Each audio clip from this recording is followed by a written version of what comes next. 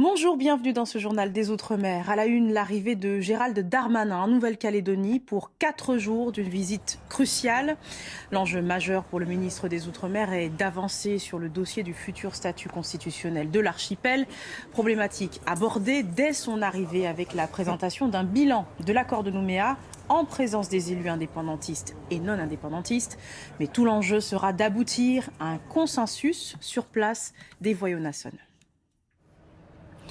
Bonjour, clairement, l'objectif affiché de Gérald Darmanin est la poursuite du processus de discussion. Ce matin, lors d'une réunion sur le bilan de l'accord de Nouméa, pour la première fois, l'État a réussi à réunir autour d'une même table les non-indépendantistes et les indépendantistes, lesquels contestent les résultats du dernier référendum. La journée la plus attendue est celle de demain.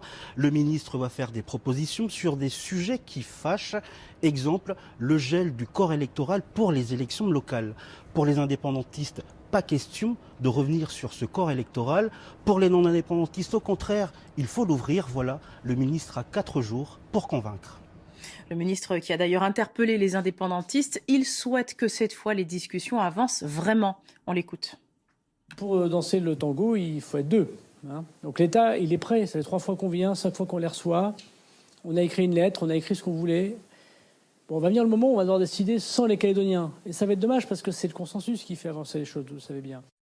Dans l'actualité également, ce chiffre inquiétant, 51% des jeunes âgés de 12 et 13 ans consultent des sites pornographiques chaque mois.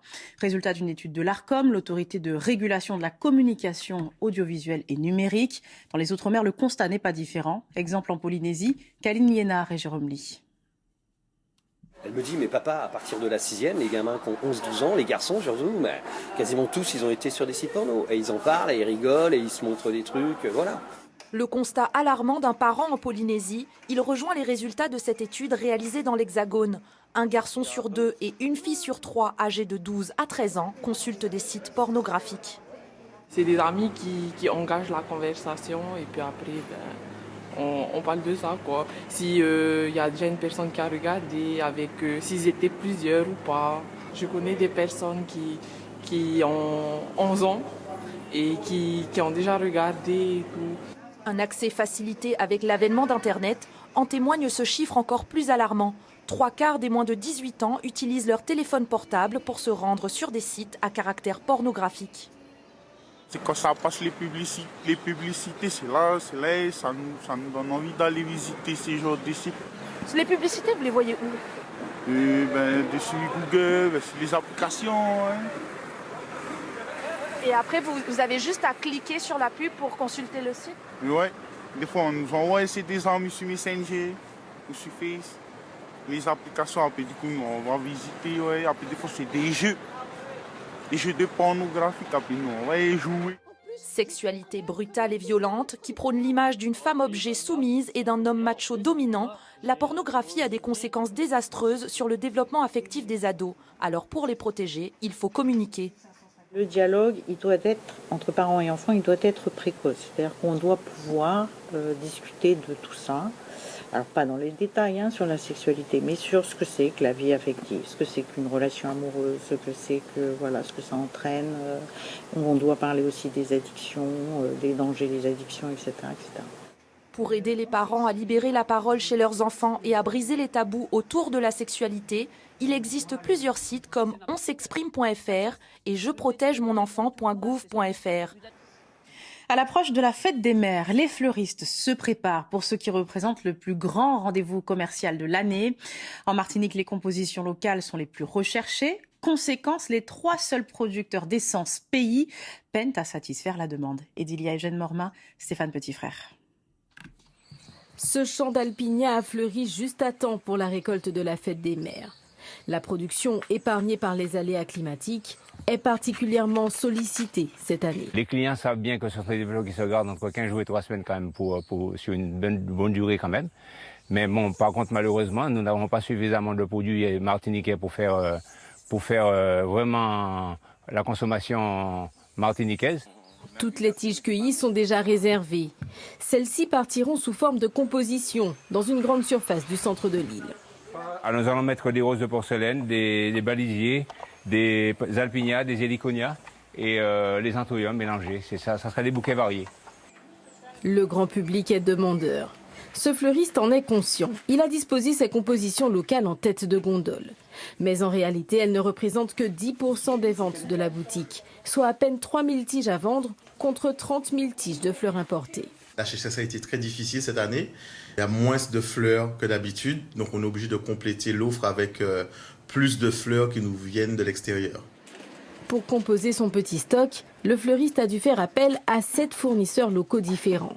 Il n'y en aura pas pour tout le monde, alors il entretient l'illusion avec ses compositions hybrides. Une création signée Julien. Le designer est venu spécialement de l'Hexagone, où la fête des mères ne génère pas le même engouement qu'en Martinique. Il y a une certaine effervescence. On sent que c'est quand même une fête qui a beaucoup d'importance sur la Martinique. Quoi qu'il en soit, les fleuristes entendent bien rivaliser d'imagination pour faire face à la demande. Et un mot de sport, il nous avait fait vibrer mardi soir en se qualifiant pour le deuxième tour de Roland-Garros. Au sortir d'un match épique, la compétition s'arrête là pour Gaël Monfils, 37 ans.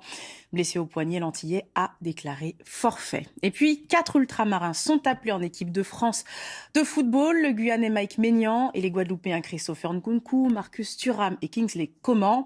Didier Deschamps a dévoilé hier sa liste de 23 joueurs retenus pour les matchs de qualification au championnat d'Europe de l'année prochaine. Et vous allez découvrir des surfeurs exceptionnels. Ils sont non-voyants et profitent des joies de la glisse grâce évidemment à leur moniteur.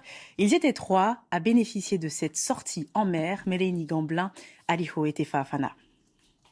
C'est de quelle couleur? C'est vert. Ah, c'est couleur de l'espoir. Voilà. Les sensations sont nouvelles. Raynoui découvre sa planche de surf, non pas avec les yeux, mais avec le toucher, avant de se mettre à l'eau et de vivre son tout premier contact avec les vagues.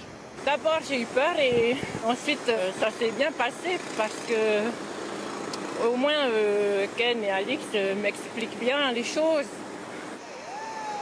2 moniteurs sont présents pour permettre à ces élèves un peu particuliers de vivre les sensations de la glisse et s'amuser en toute sécurité. Il faut être très précis, mais ils se débrouillent super bien. Hein. À partir du moment où ils sont à l'écoute, tout se passe bien, c'est top. Hein. Les consignes sont données, on s'étire, on met son leash et c'est parti. Défi relevé pour John et Raynoui. Ils arrivent à rester debout pendant quelques secondes. Ah, top. Pas trop difficile? C'est un peu, mais c'est bon. Souvent, on croit qu'on ne peut pas faire des choses juste parce qu'on est non-voyant, alors que c'est faux, il suffit qu'on nous explique bien les choses. Heureusement, ils peuvent compter sur leur 6e sens, mais aussi sur le regard bienveillant de l'association Matahotu, qui permet aux déficients visuels de participer à ces journées sport. On fait beaucoup d'activités et là le surf c'est la 3e fois qu'on fait et comme ils adorent et qu'il y en a qui se débrouillent plutôt pas mal dans le lot, donc voilà, là il y en a c'est leur premier jour, mais d'autres, c'est pas la première fois. Ils étaient 3 non-voyants à participer à cette session. Objectif pour Alix et son association, multiplier ce type d'initiative et pourquoi pas plus tard, aller jusqu'aux compétitions handisport. Merci de votre attention, c'est la fin de ce journal. Vous pouvez le revoir et suivre toute l'actualité des Outre-mer sur lapremière.fr. Je vous souhaite une excellente journée. À demain.